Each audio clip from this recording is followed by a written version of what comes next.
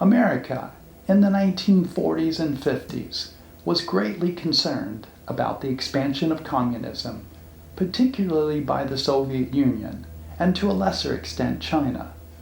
There was then the promotion and acceptance of a narrow range of how Americans must live their lives from the American government.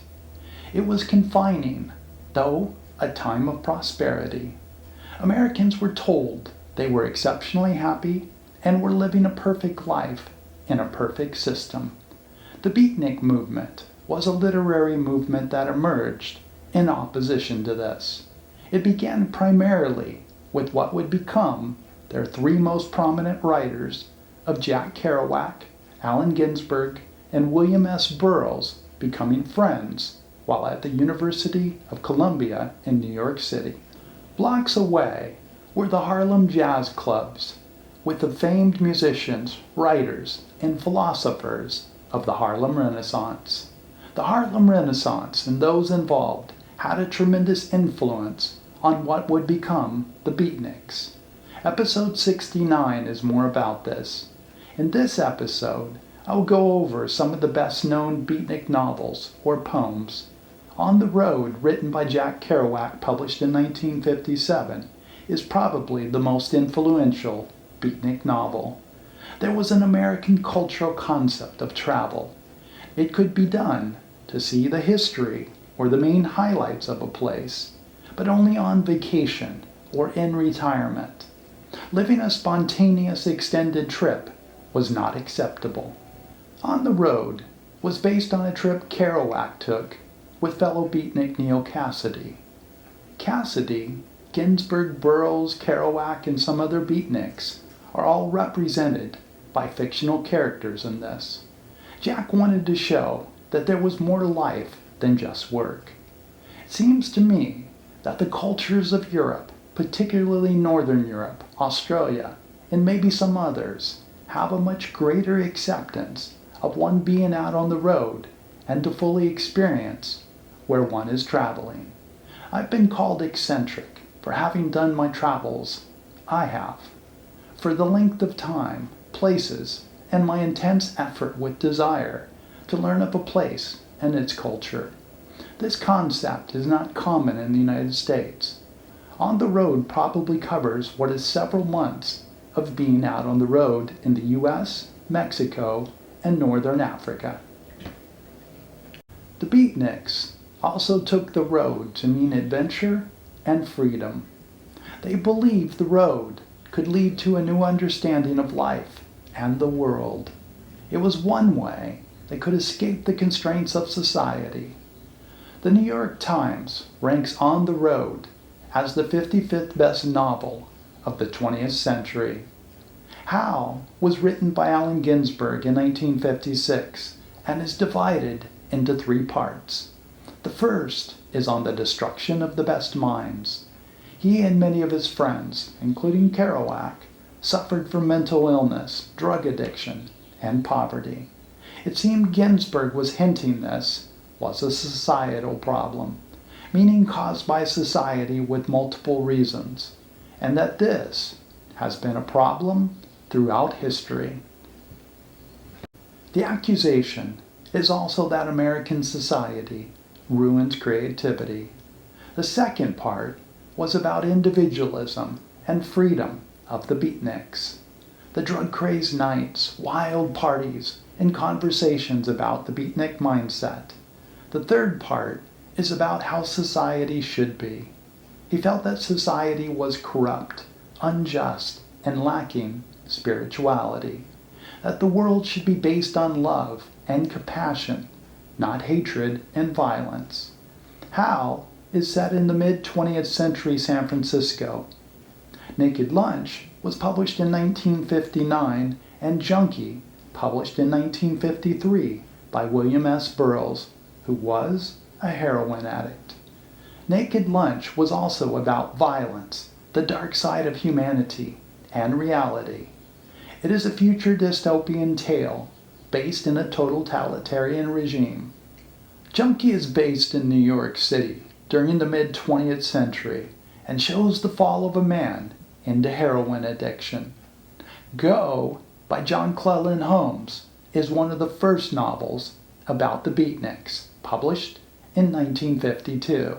It is based in the 1940s, early 50s in New York City, and is about their struggles and figuring out the meaning of life. The main character, Paul Hobbs, is torn between a stable life or one of joining the Beatnik friends in wild, drug-filled clubs. Gary Snyder often wrote about Taoism, Buddhism, nature, and various elements of the human condition, including man's search for purpose. Some believe Backcountry, a series of poems published in 1967, was his masterpiece. The book is divided into 4 sections, and about his life and the poems he wrote between 1956 and 64. Far West, the first of the 4 sections, is about his time serving as a forest ranger and logger in the western U.S. He shows both his appreciation for its beauty and danger as someone who knew the forest intimately. The Far East is the second section.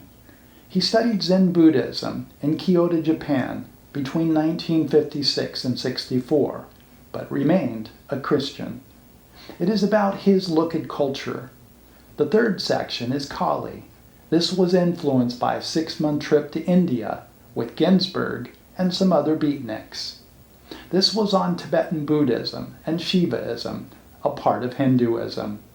Kali is a goddess, which in his description seems to me to be similar to the Western thought of Mother Nature.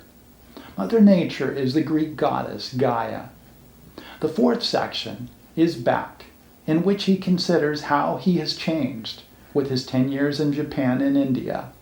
He also looks at how the U.S. has changed and questions how he will fit in. He says the people are more anxious, hurried, and afraid. The Dharma Bums by Jack Kerouac, published in 1958, is about a group of friends who traveled to San Francisco in search of enlightenment. Dharma Bum is a Buddhist term, meaning one that travels around in the search of enlightenment. This is a coming-of-age story in the trials and tribulations of a group of friends. This is also semi-autobiographical, as Kerouac and Gary Snyder hitchhiked around the western U.S. This was in search for the meaning of life and enlightenment. Hitchhiking was a common habit among the Beatniks. The novel also portrays other Beatnik lifestyles, such as mountain climbing, hiking, partying, and poetry readings. The Dharma Bums had a large impact on the hippie movement. Kaddish is a poem written by Allen Ginsberg, published in 1961, and about his relationship with his mother, who has passed on. It is about his love for her and about her mental illness. She was placed in an asylum. It is also about his mental illness. Kaddish is a Jewish prayer for the dead. Subterraneans by Jack Kerouac was published in 1958. It is somewhat based on Jack Kerouac's relationship with an African-American lady. The two roam the streets of Greenwich Village in the mid-1950s, both searching for their purposes and working through their struggles. In the end, it doesn't work because both are from backgrounds too different. Jack Kerouac's Big Sur is semi-autobiographical, published in 1962. The main character, essentially Jack, goes into seclusion in a cabin on the Big Sur coastline in California. The main character falls into deep depression, loneliness, and alcoholism. All this before ascending, finding enlightenment. However, in the true story, Jack Kerouac never ascended beyond his mental illness and alcoholism. He would pretty much drink himself to death at the age of 47. A Coney Island of Mind by Lawrence Ferlinghetti, published in 1958, is one of the best-selling and most popular books on poetry ever published. There are more than 1 million copies out there. Exploration and discovery link all the poems. He writes of hope, despair, peace, love, the ending of wars, freedom, search for meaning, and the purpose of life. Another exploration is into the human mind and its infinite possibilities. It is surprising how often ideas to better the world are met with strong opposition.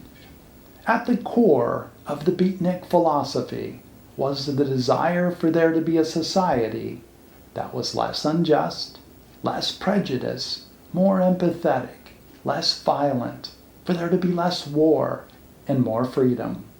For this belief, as I've said, Beatniks were often arrested on sight. Throughout history, this has been fairly common. Socrates is often cited as the greatest philosopher, and if not the greatest philosopher, then among a short list of the greatest.